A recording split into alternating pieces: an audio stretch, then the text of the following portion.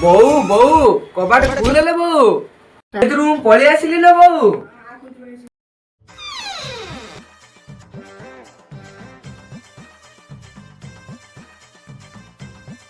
ବୋଉ ବୋଉ ମୁଁ କଲେଜରେ ବହୁତ ପାଠ ପଢିଲି ଲୋ ବୋଉ। ମୁଁ ଏଯାଏଁ କିଛି ଖାଇନି, ମତେ ଖାଇବାକୁ ଦେ ଲୋ ବୋଉ।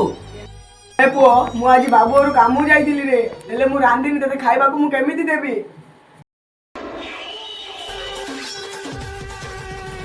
ମାଲୋ ମାଲି ମୋ ମାଖନ ଦେଲି। ଆରେ ମୋ ପୁଅ ଯଦି ଆଜି ଖାଇନି ତୋର ବି ଖାଇବା ବନ୍ଦ। ଘରେ ତ କାଠ ନାହିଁ କି ଜାଳ ନାହିଁ ବାଳ ନାହିଁ, ହେଲେ ଗ୍ୟାସ କେତେ ଅଛି ତ ତମେ ଜାଣିଛ, ହେଲେ ମୁଁ ରାନ୍ଧିବି କେମିତି? ଆରେ ବାପା, ମୁଁ ଗୋଟେ ଦିନ ନ ଖାଇଲେ ମାର କି ଭୁଲ? ମୁଁ ତ ନ ଖାଇକି ରହିପାରିବି ନା।